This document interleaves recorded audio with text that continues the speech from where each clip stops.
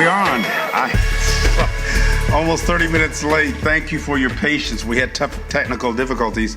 Facebook wouldn't let us go on, even though we had actually reserved the time. Jason takes care of all those technical matters, and I've been sitting here patiently waiting for this moment. It's always an exciting time. I'm Carlton Pearson, to be with you every Monday night when I'm in town. I was actually supposed to be in Detroit tonight for the opening and debut of the great Amazing Grace film of Aretha Franklin, recorded live in 1972, I think, in Los Angeles, California, with the late, great James Cleveland in his church. I was in California living when they were planning this, and just came to Oklahoma in 1971. I know the owner, Alan Elliott, who now owns the film rights to that movie, and they're doing the debut tonight. I was at the New York opening. Couldn't be there tonight because I just got in from Johannesburg, South Africa yesterday, actually. We went Johannesburg, Dubai, New York City, Dallas, where I slept, and then I came home yesterday, had our 98th anniversary at All Souls, not All Saints, All Souls Unitarian Universalist Unicostal Church. We brought our Pentecostal selves in there, and they've received us beautifully. Headed to Vegas this weekend for the Stellar Awards and to be with friends for a post-Stellar event. Invited by a precious minister and his wife, and we were just meeting them. Majesty's in Chicago. She just left this morning, so I haven't gotten any sleep because I was up all night and then got her off. And she and I, Gina and I spoke at the Divine Feminine Conference in Johannesburg. Thousands of women came together, not all women, mostly women, and hundreds of pastors. I appointed the first Metacostal Network bishop of South Africa, the whole Republic of South Africa. And those young ministers are coming alert and alive to expanded ways of thinking. They lived under oppression in the religious architecture of apartheid. It was the Reformed Dutch Church, or the Dutch Reformed Church, that actually were the architects of apartheid. Anyway, a lot of the Christians are rethinking what they believe and why they believe it in that part of the world, and really everywhere. How those beliefs have added or subtracted to the quality of their lives, something I encourage everybody to do, including you. So there's so much going on, just so many wonderful things as we enter this I feel a new energy, a new vibrancy. I'm 66 years old last Monday. I was actually traveling on my 66th birthday, March 19th, from Atlanta to Joburg. And it's hard to believe I'm 66. I only feel that way late at night and early in the morning, that age, whatever that means. But thank you for all your birthday wishes, and there were hundreds and hundreds of them, thousands actually, as they are every year. I can't answer everyone or even read everyone individually, but I know that you're there. I feel the love. I know what it is to be loved, and I know what it is to not be loved. So, and I prefer love. And some of the people who love me actually like me. Same with you. Some people who love you don't really like you. Sometimes that's your parents or your spouse or your children or siblings. But when you have people who both love and like you, or like you even if they don't love you, that like is a very powerful word, powerful in ways that love isn't. Love is natural and not always nurtured. Like is spontaneous. Like sometimes involves choice. And it comes natural. It just kind of flows with a beauty that's to it. So I'm really more into like than love, because a lot of people love me who don't like and treat you as if they don't like you. In fact, the religious gods tend to not like their advocates or their adherents. And the God I was raised around supposedly loves all of us, but none of us have ever felt that God liked us. That's the biblical God, who's quoted to have said, I wish I hadn't made you. I regret that I did, and my spirit's not going to strive, which means I'm not going to umpire your existence on the planet and then drown everybody. That's a whole nother sermon. You've heard me say it. I'm rethinking. After all these years, I'm just rethinking. John Baptist in Scripture came preaching repent, which basically means rethink. For the kingdom of God is nigh, or the kingdom of heaven. They're used interchangeably. Heaven is not so much a place as a space. higher reaches and rhythms and regions and reigns of consciousness and realms of consciousness. Space, think of space instead of just place, because that's stationary. Space is evolutionary. Space is a continuum, never stops. It's infinity without finish, really without start. It just is. Closest thing to God you'll ever experience is that isness in you and as you. That's a whole other teaching as well. But John Baptist came preaching, rethink, for the kingdom of heaven is at hand. It's near, it's nigh, it's readily upon you. It's imminent. Dome, the mind of divinity or divine mind, the dome, the cavity, that cranial cavity that protects the brain. It's 80% water. Your brain remains 80% water. Water is a metaphor for spirit. Your body, when you're born, all of our bodies are 80% water. We, as adults, are between 50 and 60% moisture. 70% of the Earth's surface is water. So moisture and water, and I'm Pisces. That's my zodiac sign. Zoe or Zao is the Greek word for life, animal or animation. My Pisces sign, fish, two fish tails tied and swimming in opposite directions, so sometimes there's a little confusion, but I love the unfathomable depths of mystery, mist stories. I'm so interested in the mist stories, the mysteries of existence. Mark Twain, the late great Mark Twain, said the two most important days of your life are the day you were born and the day you realize or recognize why. Not just that you're here, but why you're here. I was talking to a young pastor, one of my spiritual grandsons, who's preaching a funeral in San Antonio of a 33-year-old member of his church who was killed in a bus crash. And he was grieving. And so the members of her family and of that church, she was a very vibrant, active lady. And he has to do her funeral. And I wrote to him that the question is not why she's gone, but why he and the rest of us are still here. Why are we here? And that why, that big question mark continues to unfold, and layers of past stagnations drop off of you, and you begin to get a greater clarity as to why you're here on the planet and what it means for you to be in this particular rhythm, this region or reach or realm of consciousness, expanded ways of awareness, consciousness, conscience, with knowledge, conscientia in Latin, with knowledge, not just faith. Faith is a religious term in many ways, not exclusively but particularly. But knowing who you are, you know what you remember. People say you need to learn to love. People don't learn to love, they forget to love. They learn to hate. Hate is a learned expression and experience. Love comes natural, so does trust. Then when we get here, we sort of go through this amnesia, forget why we came or that we decided to come, because I think we did, and that we are here with mission and permission and commission.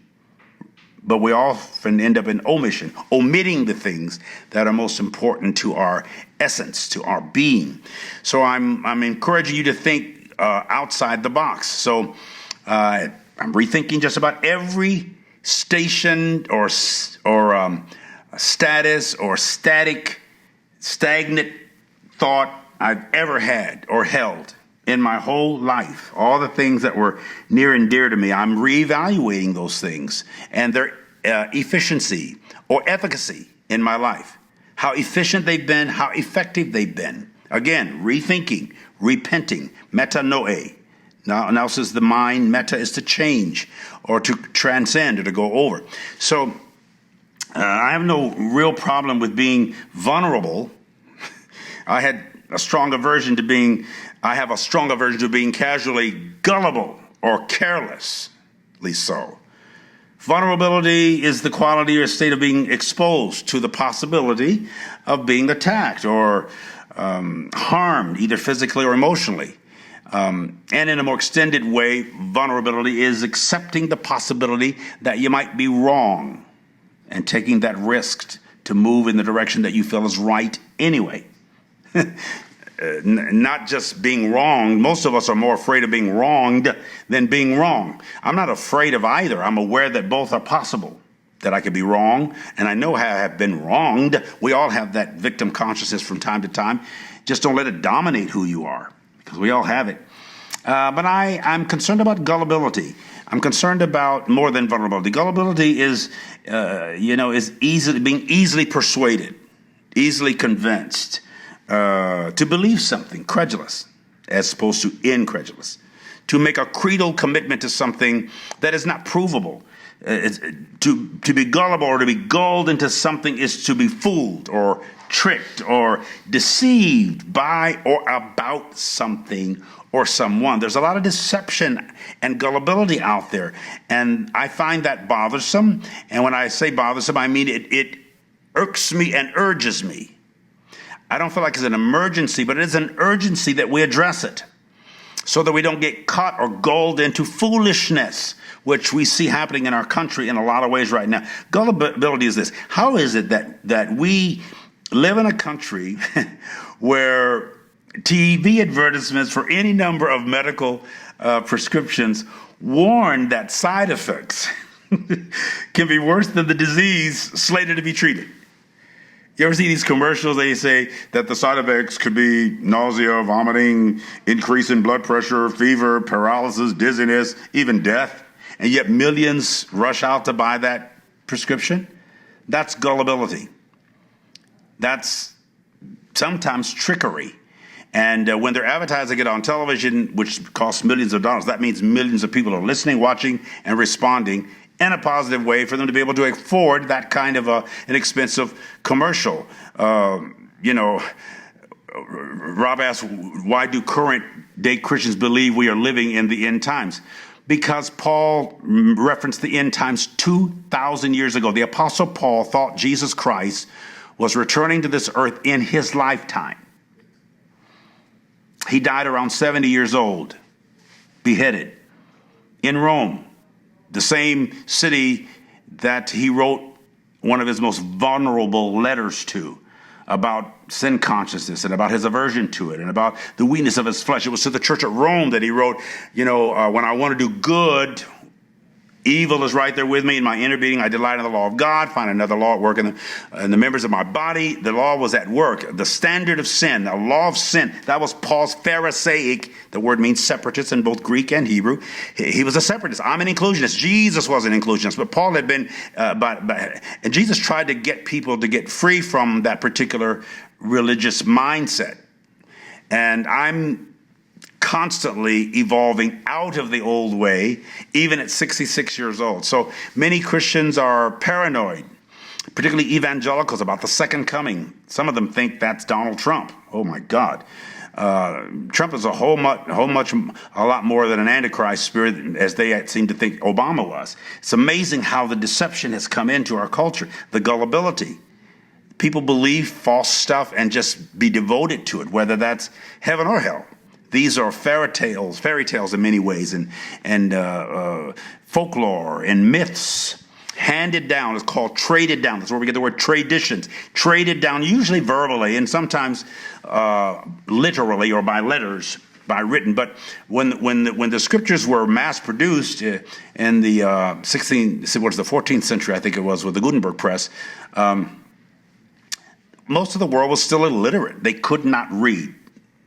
They didn't know what letters or literalism was.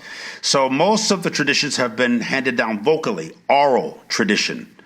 And you've heard stories, and over the centuries they've been exaggerated, embellished, tweaked, edited.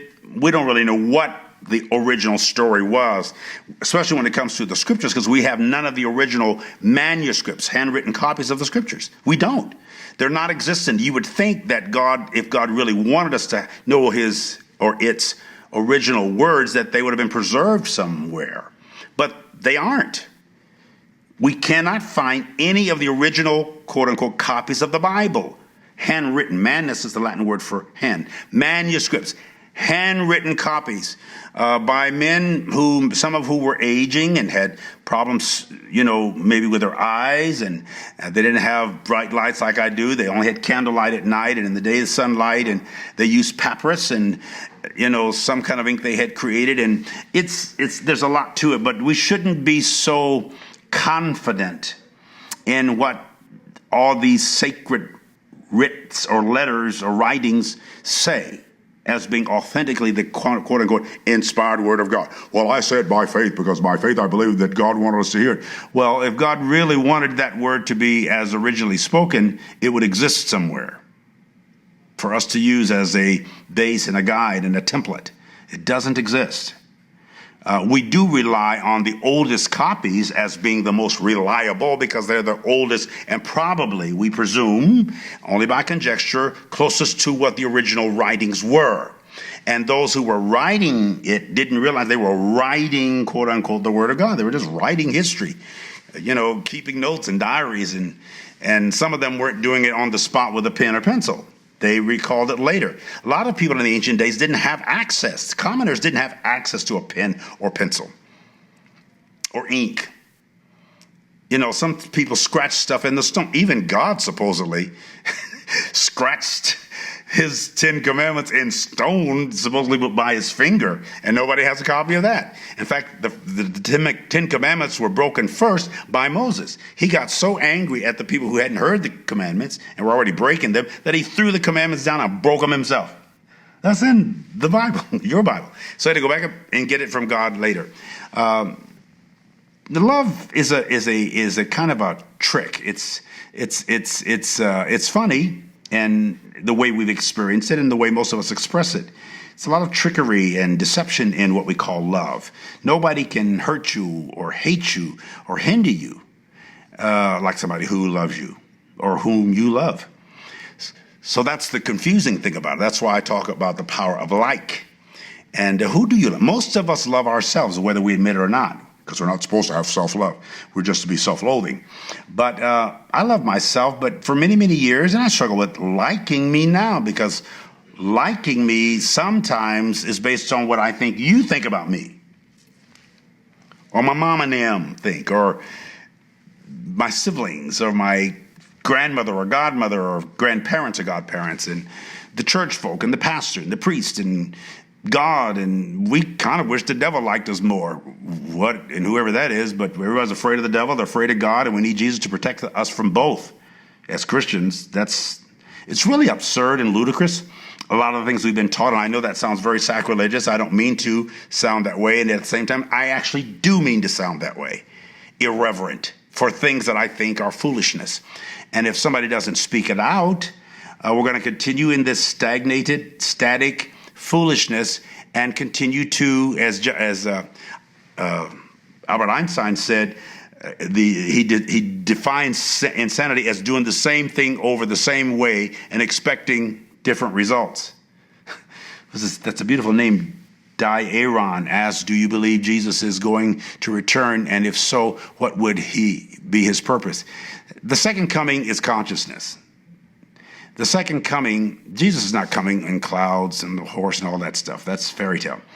He don't need to come back. Except in consciousness, if he comes back at all. Everybody's looking for the second coming or another coming and an antichrist. Muslims look for it. Jews look for it. Christians. The Abrahamic faiths are very confused by the superstitions of the faith, of the religion. I know I'm saying things that are startling, but I'm a Bible student and somewhat of a scholar in that I've studied it for 50 years. I majored in biblical literature, English Bible. I minored in theology, God logic, God thought and talk, and historical studies. I'm fascinated with his story and her story, male and female. We were pretty confused, and everybody's concerned about collusion. I never necessarily believed that Trump was in collusion with Russia. Trump ain't in collusion with nothing but Trump. He's the most self-centered and self-serving public figure in recent history. He's an absurdity to me. And I know I sound offensive, and maybe you need to be offended. I'm so disillusioned, disenchanted, and disappointed with particularly the faith community and how they've idolized this guy who's nothing like Christ in spirit, in word. Hitler, and I have enough written here, I should get to all of it. I'm getting off my notes. I wrote this stuff this afternoon rushing. Hitler claimed Jesus to be his Lord. He was making his appeal to the German populace, most of whom were Christians, many Catholics. He considered himself to be a Catholic. He was actually baptized in the Catholic Church as a kid. But he was at the same time anti-Christian and anti-religion and atheistic. He believed in some aspects of spirit. In fact, he was involved in aspects of the occult when he died. Some people actually think he had encounters with extraterrestrials. That's a little bit extreme, but I would put nothing past that possibility. But he used Christian lingo when he needed it, especially when he was running against a Christian for government. And the people, religious folk of Germany, were persuaded by him, just like, and let me just read some of his comments if I can get to it. The conning of what we've been seeing in our gullibility as a people is stunning. It's embarrassing. It's humiliating. The whole idea of the second coming and the end of the world, which the scriptures never say end of the cosmos. It says end of the aeon, where we get the English word eon. It's really translated end of the age. Jesus is said to have said, reported to have said, recorded to have said, lo, I'm with you always, maybe anyways, even to the end of the age. The King James misinterprets the word, mistranslates it to the end of the world. Jesus says, I'm with you to the end of an age. What happens when that age ends? We think he might have been referring to the Piscean age. I was born in Pisces, followed by Aquarius. We think we've entered the age of Aquarius. It's a wind sign, an air sign, and aqua and water and moisture and mist is a metaphor for spirit or mysticism. We're going from religion to a different, more mystical approach, a new spiritual paradigm that doesn't include as many doctrines and very little of the dogma. That's why the millennials and some of the X generation just aren't into our stuff. They're not into church and religion with the same intensity or habituality that we were. My generation, maybe the last one that grew up in Sunday school avidly, and community churches and baptisms and catechisms, and the religious mindset of the culture and the world at that time in any region or reach of the world was similar. But now people are saying, I'm not religious, I'm spiritual. Some people criticize that. I don't. They're saying I'm not defined by or confined to any particular religious belief system. I am going inward, and they may not use the same verbality that I'm using, the same terminology. I'm getting in contact with my own divinity. I'm bridging my humanity to my divinity and spirituality to science and technology. I mean, I'm talking to you live because of a new religion. You know, when I was a kid and used to sing, so he's got the whole world in his hand. He's got the whole wide world in his hand. He's got the whole world in his hand. He's got the whole world in his hand. If you got a cell phone, you got the whole world in your hand. You got the whole wide world in your hand. You got the whole world in your hand. You got the whole. And if you lose it, you have to go into therapy. I mean, people freak out. You know, you got names. I don't even know. The only phone number I could remember is my wife's. I don't remember my mom's because she changed hers. I've never remembered my kids, any of my siblings. I know 911 and my wife's phone number. 911 isn't 911. Everybody got a 911 somewhere. And my wife, who don't even want me to call her. So I have everything in here. My bank account information, my house address, my stuff. And I'm not saying something that most other people don't have. We really are attached to this. Everybody's afraid of the mark of the beast. If you have a cell phone, you marked. Okay? This thing is a beast. The internet is a beast. Facebook is a beast. But we believe in all that stuff. We go to Apple stores.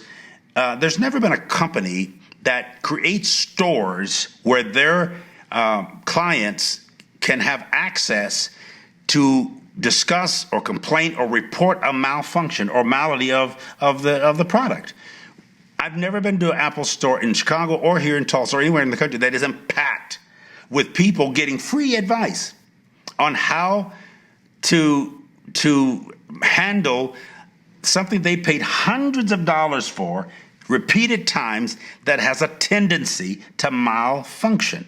I mean, McDonald's doesn't do that. Walmart doesn't do that. No other corporation has stores just specifically for you to complain about the product, especially when you pay $800-900 or $1,000 or $2,000, whatever people pay for these things. It's an apple with an apple that has a bite out of it, whether that's iPhone, iPad, or iCloud. It's all about I and your I amness. Even Jesus is recorded to have said before Abraham was, who's the patriarch of the whole Hebrew and Jewish Christian world and religion, before Abraham was, I am. Who is the I am? Who is your God self? I was just in South Africa, and they were saying, I read something somewhere that said, find the Mandela in you, because Mandela Madima is loved and almost worshipped in that culture. And around the world, no one man has spent 27 years of prison and comes out and becomes an instant, literal God. When I say literal, you can touch them. People from Oprah Winfrey to great men like Bishop Tutu and to people that will never be known had access to him in some way or another. Either before he was as famous, it's as if this man's always been, even the whole idea of the Mandela effect, which is a whole other subject I won't get into. He's a mystery. In some ways, Donald Trump is too, just two different ones. How did these people come along and become world figures the way they are? And how did we embrace them so readily? And why do we? Particular people who are as different. And I think, again, those of you know that I have an issue, not so much with Donald Trump, because I've always had the same opinion of him. It hasn't changed one bit. He's always been narcissistic and egocentric and self-centered and self-serving. Long before he ran for president, I never watched much of The Apprentice or anything, but I knew of him. I used to live in Trump Tower in Chicago. Can you believe it? I lived there for a year and a half. The longest I stayed only years in the other places that the church I was working for gave me a decent enough housing allowance that I could actually afford to pay as much as $11,000 a month. Can you believe I paid $11,000 a month to live in Trump Tower? It wasn't what I was paying to Trump, but somebody who owned a condo there, and I had enough money to live there because I needed it at the last minute. I needed several thousand square feet for my family. I was removed, and it was sort of a dumb thing, but I don't regret it because it was an amazing experience. I was trying to move out of it when he started the birther thing. I'm still making a lot of decisions. I'm still weeding out. I'm still marinating on some things and de-weeding and refertilizing or making fertilizer of the dung that people have thrown at me over the years. You should do the same thing because you're always going to get it thrown at you. But turn it into fertilizer and grow. You can grow in the fertilizer, never take on the nature, just some of the nutrients. In the fertilizer, the fertility of dung and mulch and dead things that have collected good bacteria. Hitler thought the German culture was the perfect germ of the human race, and he was angry at Jews who were considered themselves to be the chosen, and now Christians have come along, and we think we're the more predestined chosen, even above Jews and Germans. It's tribalism, clan, clique, clubs. Christianity is just another exclusive club. So is Islam and Judaism and Zoroastrianism and Hindu, Buddha, all the religions, and I'm not denouncing them all. I'm just aware that I've been a cult follower of Jesus for my whole life. And there's actually no proof that the traditional Jesus ever lived, existed on planet, except in the Bible. And the Romans are known for keeping very accurate records in the annals of their history, and there's no mention of him or the crucifixion or even Pilate, the procurator. So that's all in the Bible, and the Bible is a book that was made up by men 2,000 years ago, the Council of Nicene in Nicaea, and it was instigated by Christianity Incorporated by Constantine, who was a ruthless, brutal, brilliant emperor who was keeping his kingdom together. That's a whole nother study, but look it up. Just look up Constantine.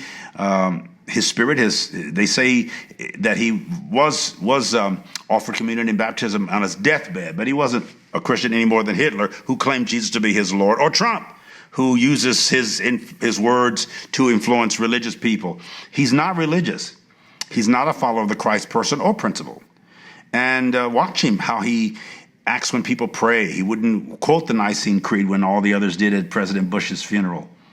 And he doesn't fake it. He just stood there, he and his wife. Everybody else is reading the creed. It isn't his creed. He doesn't believe in that stuff.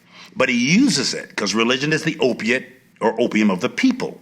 Karl Marx said that, Vladimir Lenin, Vladimir Putin knows it, and targeted evangelicals in this country to put the man in the White House that he wanted there. Now, you can say, well, it's the will of God and all things are as they should be. I understand all of that, but the circumstances ought to be also recognized, what's really happening and how gullible we are as a people. Anyway, we follow things that don't make it. We humans are amazing specimens of energy, electricity, and psychology. And I love human beings. The difference between the biblical story of Adam and Eve is that, one, Adam was obedient, Eve was curious. I said this the other night in South Africa at a Divine Feminine conference. Her name is Chava in Hebrew. Yehovah. Yad, male and female, in God, out of God created both male and female according to the scriptures. And I take the Bible seriously. I don't take it all literally. I've studied it. I still love it, though I don't believe everything it says. I don't think that it's an accurate book. I think it's a compilation of many men's spurious imaginations about what God might be. It was written by Jews to Jews about a Jewish understanding of divinity. And I heard of one of my favorite rabbis speak, Rabbi Fitzman, right here. He spoke at All Souls last Sunday. He's brilliant. I have such respect for him. That's the first church, or the only synagogue in this town, that invited me to speak when the evangelical community basically gave me the left finger of fellowship. They were just shocked by me, and I understand that. Packed out the synagogue. Packed. And they listened to me, and he embraced me, and they embraced me, and the Jewish Federation invited me, first of all, to speak. Then comes the LGBT community in Tulsa. I didn't even know we had one as active and large and loud. I was talking to Toby just yesterday. He was at church. We helped dedicate the human right. What is it called? Equality Center. The Equality Center. Equality, inclusion, same spirit. Bishop Flunder, Yvette Flunder, a lesbian ordained, consecrated bishop. She and I together consecrated Bishop William Barber, who I'm supposed to be with tonight in Detroit. He's there. I'm going to speak for him later on this year for Pentecost Sunday. He wanted Yvette Flunder, whom I've known for many, many years. Her mother introduced me to her. We're from the same background. Her uncle and grandfather were bishops in my denomination, the Bishop of Northern California. She took the mic the other day. We were together in South Africa. In between the time I was supposed to speak and a big banquet, she just took the mic a cappella and led thousands of us to a whole nother energy. It was so anointed. And somebody else had to sing after that, but she had that place so wet for me to minister in. She just can do it. Yvette is a worshiper. Has nothing to do with sexuality, human or homo. It has to do with spirituality and who she was and is inside. She's been married to the same woman for 36 years. Same woman. Just, it's amazing. And she's clear, she's theological, she's an adjunct professor at several seminaries and speaks in colleges and universities. Even the Baptist Church now accepts her. Some of the theologians and leaders of the movements, American Baptist, whatever, they fought her, but she's in demand as a speaker. She's brilliantly intelligent, powerfully anointed, sensitive. She can sing. She sang the words to the song that Walter Hawkins wrote, Thank You, Lord. That's Yvette singing it. She's just so special. I love her. I love life. I love people. I love differentiations. I love radical inclusion and expanded consciousness. And this is a different way than I was raised, but I'm not complaining. I like it. I know I'm out of time here. I started late. I need to stop. But Eve was curious. We've demonized her. Eve, evil, evening. That's the mentality we've had about women all these years. Eve was curious enough and wanted to be more like God than she thought she was. The serpent, according to the narrative, says, if you eat of the tree of the knowledge, which means science of evil and good. There's something scientific about good and evil, or a science of knowledge, the consciousness of good and evil. You won't die, you will live.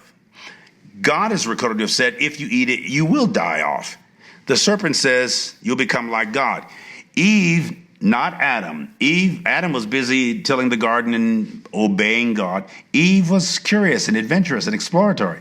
And she heard, for God to say, the day you eat of that tree, you will die. What could death have meant to Eve or Adam? Nobody had ever died before.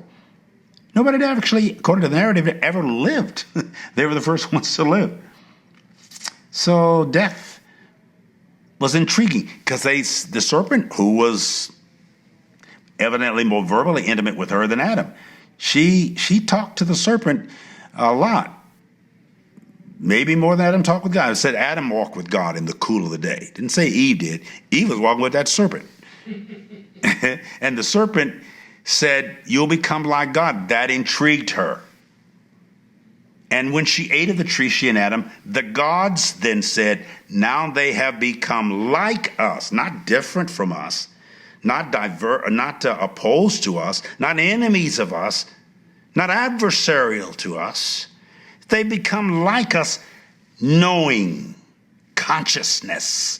That's what I speak all the time. Consciousness comes from the tree of the knowledge of good and evil. But the way whoever and whatever creator created evil, it may not have the negative connotations that we have in our English or other language expressions of it in the human realm.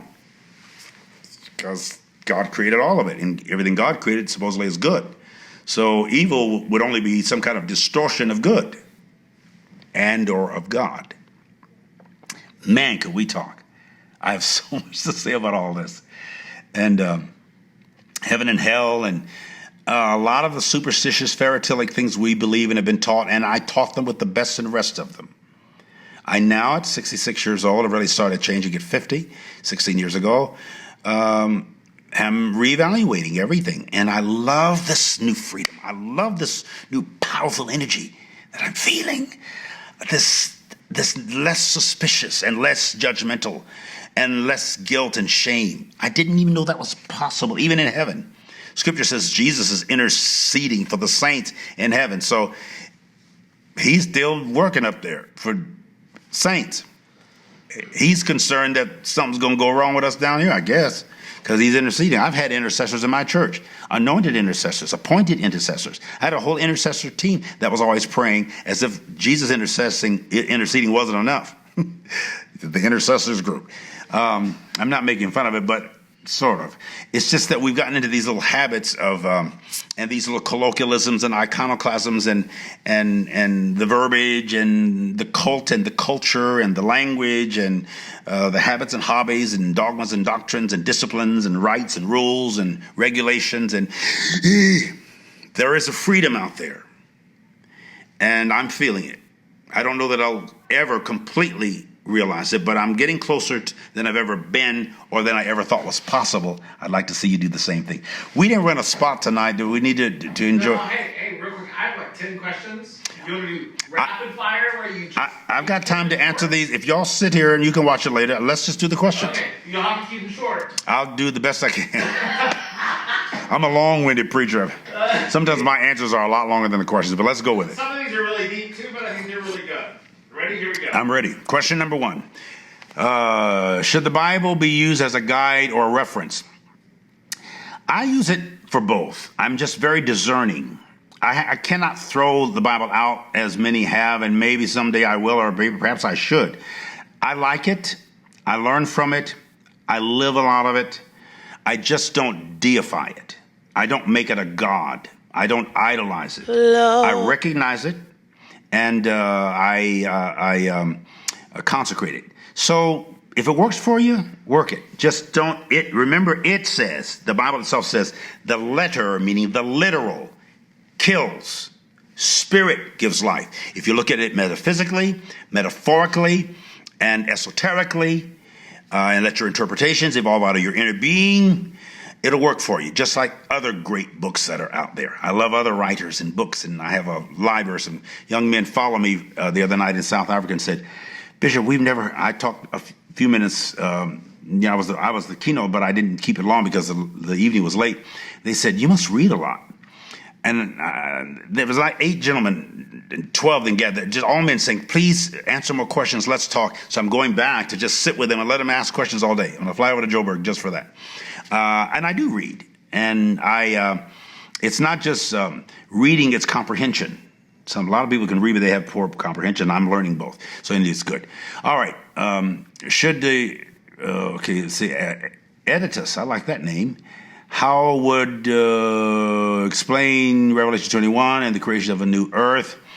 The creation is consciousness. Everything is consciousness. All this is an illusion. I remember my dad on his deathbed saying to us, he had prostate cancer, but he died of starvation. He refused to eat or drink. He wasn't even urinating, and refused to let us catheterize. He said, I don't want to pee, so don't catheterize me. He says, it hurts. It's embarrassing. I said, cool, Daddy. You get to the place where you can't see or pee, go to heaven. And he did, wherever heaven is. But he said, I'm out of here. I don't want to eat. He said, a spoon doesn't even mean the same thing to me. He said, all this is an illusion. And I was in tears listening to my dad. That was 2 days before he expired. He made his transition to the other world. So the Revelation, the reason it's the last book is not because, and the word apocalypse is not a negative term. It means unveiling, pulling back the veil, or the velum in Latin. It's an unveiling, but only to the spiritually perceived. Okay? The creation of a new earth, I think, is occurring right now, but it's all consciousness, not a physical earth. The earth has always been for millions, perhaps billions of years. There's always going to be mountains and water and air and all that kind of thing. Even with global warming, which is affecting us quite directly and quite emphatically. We need to prepare for it and listen to those, forget what Trump's saying, and those who don't believe that it's real when we've had the warmest years. The ocean seas are warming. Glaciers, I remember going to Glacier Bay in 1975 with Oral Roberts, and those big, beautiful glaciers, but we could blow the horn on our ship, and those big pieces of ice would fall into the ocean. It was just powerful. But now the glaciers have shrunk to miles, and that makes the shorelines rise. This is a warmer culture, climate, temperature, and world, and that's important to know. But the new world, earth that's going to be created will be a new consciousness of the plan or plane of consciousness or planet. Okay, it was interesting to learn that the Tent of Meetings and Temple of Solomon were all inspired by the polytheistic culture around them. We call ourselves monogamist.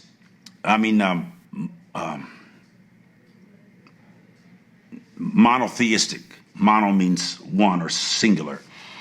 But the Hebrew scriptures, Diaron, I love your name, opens like this. In beginning, Elohim, not El, Hebrew. Elohim, gods, a council or a consortium, or some like to say a trinity. But gods created the heavens, the higher reaches, rhythms and regions and realms of consciousness, not a place but a space, and one earth. That's what the narrative says. And that earth was without form and void, and darkness was upon the face of the abyss or the deep. Then the gods spoke, and light came into being. Now, those are metaphors, and a lot of it's allegory, but it's powerful if you interpret it with your esoteric essence, with your core self, your spirit. And one thing about human beings, we are created, presumably, creative, actively, and creating presently. You're literally creating. That's your divine self. You're creating consciousness. You're creating urine. You're creating saliva. Other bodily fluids are constantly creating, unconsciously, constantly creating. I encourage you to create intentionally, create deliberately, create awaringly, create your own reality by focusing. There's all the habitual automatic creations that are there anyway. So you're very powerful. That's the part of you that's like God. Kenneth asks, what do you think is the faith? Do you still think God spoke to you? Whenever I've said God spoke to me, I'm saying a thought entered my head or my mind. I've never heard God speak in an audible voice, but when I presume God to have spoken, I don't think it would be any clearer to me if it was audible. Because there are ideas and ideologies, it's energy and images. And images are like magnets, they literally draw you to them. So you have these images. I think I both heard and felt God, and that was my language 15 years ago, and still, because it's habitual practice doesn't just make perfect, it tends to make permanent. So there's certain parts of me that will always be what I was 66 years ago. And I have to sort of explain and re-explain or make plain what I'm saying, what I'm seeing, and what I'm thinking. Thoughts are powerful, they're creative, they're inventive. So what you think about, you bring about. So yes, I still think God speaks in me, to me, through me, as me, not an outside source or force. I think everything is in my essence. When I say essence, I mean the permanent rather than the accidental me or you. Your immortal, immeasurable, immediate, immutable self, the infinite, unending, unchanging, in and out of the time continuum. You're just flowing. It's the mystical part of you, the mist story of who you really are. Paul asks here, is there a physical heaven? If so, how will we know our loved one? I don't believe that heaven is a place. I believe it, again, as I said earlier, it is a space. As well, spaceless, timeless, ageless, maybe even nameless, like God. I think there are overlapping realities, overlapping universes, that we're not just multi-dimensional, we're interdimensional beings.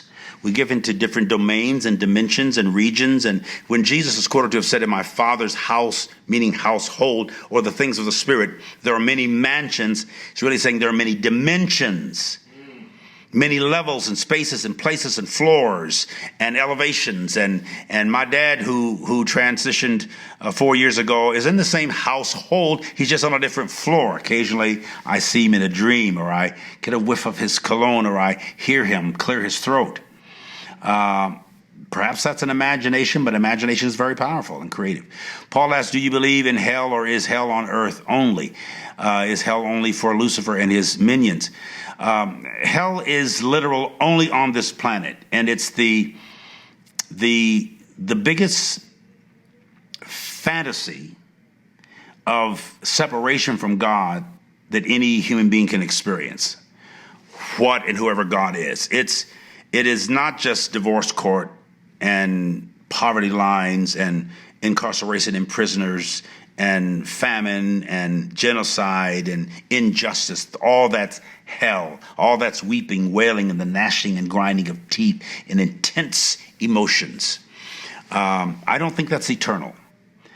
I choose to believe that God and or good has the ultimate final say. I don't believe in a literal heaven or a literal hell. I do believe spaces and esoteric realities that are experiential and expressive, but temporary in that expression, but could seem like eternal, if that's what you choose to make your reality. Okay? The Bible seems to literally say there is a place in space called heaven. Jesus seems to allude to higher places and faces. You know, the Bible is silent for 18 years of Jesus' life. We don't know where he went or where he was. We presume he might have gone to India, studied into the ashrams and some of the shaman. Maybe spent some time in Egypt learning the healing sciences. He seems to be able to astral project and walk through walls, and psychics do that in other parts of the world, and, you know, really enters other worlds. People are talking about time travel. Why would the scriptures be silent for 18 years, from age 12 to age 30, on where Jesus was, who he was, what he was doing? That's a mystery. He might have lost his virginity in that 18 years. It wouldn't hurt me. Mary Magdalene is said that she anointed him with oil, fragrant oil, worth a year's wages of prostitution, supposedly. But if you were laying on the ground and a lady was rubbing you down with oil, unless you're gay, it's going to be a rise in the kingdom. So, I mean, she's touching him physically and weeping, using her hair to, that's a very sensual as well as spiritual. And he said, this thing is not going to be forgotten. And I ain't forgetting it. I'm remembering, you know. So, shut up, Jason. He's laughing over there. He's getting turned off. Sit out there and be still, boy. So, you know, you're sensual, sexual, spiritual, and social beings. We all are. Why deny it? Okay? We sense with our five senses. We see, touch, taste, smell. And we have sexual proclivities. And they're wonderful. And we have social. We delight. That's why people walk in the mall. We just like being around other human beings. Every once in a while, somebody doesn't. But in general, we love people. We love places. We love spaces. We love paces and movement and motion and momentum and moments. All very powerful. And we're social, sensual, and then spiritual is our common essence. It's inexplicable, but it's not inexperiential. Aaron asks, what's the best way to engage with people who believe your teaching makes you a heretic? Every time I talk to people, they are not open. The word heretic just means choice or opinion. If you don't have a opinion in a choice, everybody has free choice. Most people, heresiasis is the Greek word. Most people don't even know what it means. Thinks it means you're a demon. Jesus would have been a heretic. Abraham Lincoln a heretic. Moses a heretic. Abraham a heretic. Einstein a heretic. The Catholic popes and priests and inventors are heretics. Anybody that goes not against the flow, just doesn't go with the flow, and that thinks outside the box. So I wear heretic like a medal of powerful independence, non-dependence, or interdependence at least, not codependency on religion. So don't try to convince everybody, or certainly don't try to convert people. But when the opportunity comes to convince them, one of the things Billy Graham said to me is that he said, I've been preaching the gospel. This was 22 years ago in the Oklahoma bombing. We spent the whole day together because he was the eulogist of 180 some people, and I had to close the thing at Governor Keating's request. But we spent the morning and afternoon together. And he said, I've been preaching at that time over 50 years, and it seems to me the world is worse. I said, what do you mean, sir? He said, I never expected the worst act of terrorism on American soil would be in Oklahoma City. This is in New York or San Francisco or LA. It's Oklahoma City. I just dedicated ORU a few years ago right up the street there, the highway, and he knew that my affiliation with Oral. And he said, I think I spent a lot of time trying to convert people whom I hadn't convinced that God loved them. I will no longer try to emphasize conversion, just convincing, persuading people that I love them first, and that may be the only witness of God's love they ever experience. That was Billy Graham saying that to me. Privately, but I mean, his wife Ruth was there, my wife Gina was there, and Franklin Graham, who evidently didn't hear it, was there. Ray asked, do you believe that God is both good and evil? Yes, whatever good and evil is. And our estimations and evaluations of it are probably different than creation. Like, for instance, this is a crude example. If I'm eating steak and lobster and baked potato, I'm a meat-eating vegetarian. I like meat with my vegetables. If I'm eating a good meal, if it's on my plate and I'm at Charleston's or Charleston's my favorite restaurant, if I'm at some restaurant, I'm eating even a double cheeseburger from Wendy's, whatever. If I'm eating, or a nice lush salad, the salad in its space with me eating it is wonderful. Tomorrow morning, if I'm regular, that same plate of food is going to be in the stool. Does that make it evil? Only if the stool is on my plate and the plate of good food is in the stool and nobody ate it. That would make it evil. It doesn't make it bad.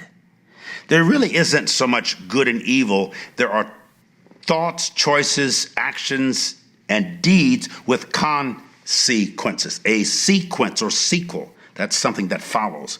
If I eat too much sodium, too much sugar, too much carbohydrates, mix it with proteins irresponsibly, the sequence or consequence of that is I might get sick. I could die. I could have high blood pressure, sugar diabetes, heart attack, stroke. So that's the way I look at it anymore. Not as good and evil or God and devil or God and devil. That's too simplistic. I just believe that we can say, think, and do things that do have consequences or sequences and sequels to them. That's a safer, more practical way to look at it. There's no condemnation in that. Speculation, experience, but no intimidation. Darren asks again, do you believe in the Dead Sea Scroll? Do you believe the Dead Sea Scrolls were not authentic? We can't prove they weren't authentic, and we can't prove that they are. The presumption is that they are authentic, not the original manuscripts, but the original, the oldest, most reliable texts that are in existence are the Dead Sea Scrolls. Now remember, they are relics and copies of copies. They are themselves original handwritten manuscripts, but not of the original scriptures. They are a reference and inference to whatever the original scriptures are. Scriptures or scriptings or prescriptions or writing or scribbles. The scribes scribbled, okay? A lot of the people were illiterate. They couldn't read or write. There's translation and transliteration. Transliteration is taking the letters or the alphabets of the particular language and what they mean and the gematria. That's a whole other study. So anyway, it's safe not to be a literalist. The letter will kill you. Literalist kills. Spirit gives life. Myra asked, did Eve hear God say it, or did Adam tell her what God said? According to the narrative, she wasn't there when Adam had the conversation with God. She wasn't even born yet, wasn't created yet. After God gave all the instructions, then he said it's not good for you to be alone, or only. The only living entity without a sexual mate, not just for fun, but for procreation. Recreation, recreational sex, or recreational sex. Procreation and co-creational sensuality, sexuality, sociality, spirituality. According to the narrative. And Paul says Adam was here first, heard from God first. The inference is that Adam had the more intimate relationship with God. But actually, the way the narrative is written, the serpent told the truth about the trees. And Eve led us into consciousness, not Adam. She ate from the tree of consciousness and of science because she was adventurous and curious and exploratory. And it just hit me the other night in South Africa. We should celebrate Eve, not as if she's evil or evening, dark and shadowy and shady, which is the subliminal message of Eve. And that's why we felt licensure to mistreat females for millennia. We think God doesn't like her. Because the scripture says, because you led your husband into sin, you're going to have, your desire is going to be for your man, for your husband, house bond or house band, and you're going to have pain in childbearing. They weren't having cramps before that, and contractions so painfully, evidently. If you read the narrative, all the things that happened to for Adam, all he had to do was work, with thistles and sweat and all that kind of stuff. But she has all these other things. One of them is that you'll be dependent on your husband. Now, with the Me Too movement and the feminist movement and the women's rights movement, that is quote unquote non-biblical. And so that's why so many evangelical Christians didn't want Hillary in the White House. It wasn't about emails. Nobody knows what was in those emails. We talk about nobody wanted an ovum in the Oval Office. And so there was a subliminal message: a woman can't lead us and shouldn't. Hillary is far more qualified for leadership than most people in Washington, period. She has more experience for the presidency than her husband, who's a brilliant scholar, Rhodes Scholar. And Obama and all, they all know Hillary. She was the first lady of the governor of Arkansas for 8 years, then of the president of the United States and secretary of state, and the first. I mean, she's brilliant. Trump can't hold a candle to her qualifications. She was a very decent leader. She's always cared for people. She's not perfect, but who is? That's stupid. So the Russians, obviously, through the media, made her look like a demon, and they still treat this woman like a demon.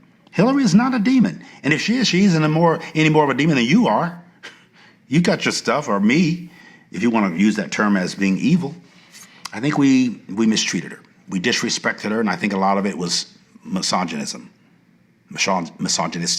Rob says maybe Eve ate some mushrooms. That's why she talked to a snake. You must have ate some, boy. You wouldn't have said that. I actually had some mushrooms in Africa the other day.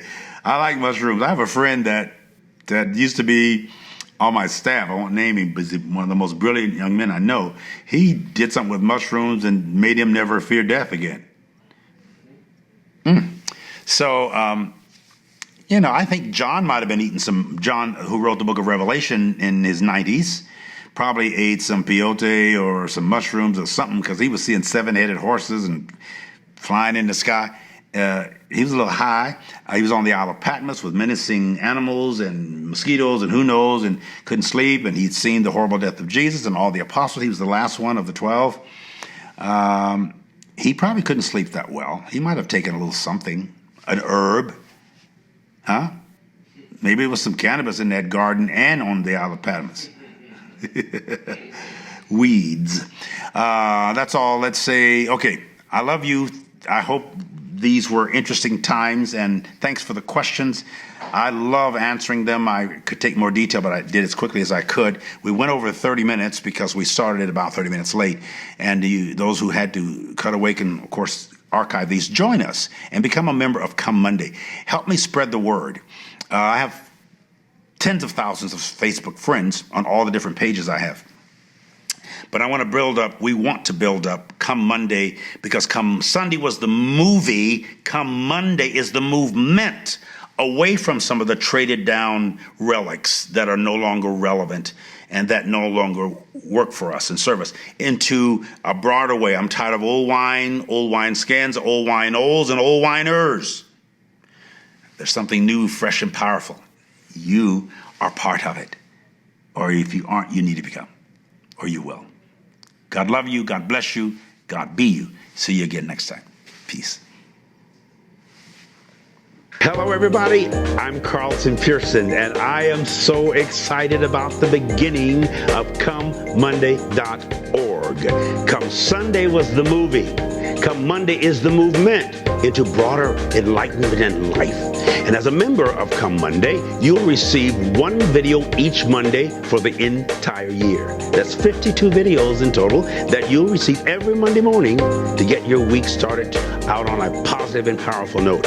I will also be sending you one each day, Monday through Friday, that will support the thought of the week. That's 260 emails throughout the entire year to inspire the genius inside of you.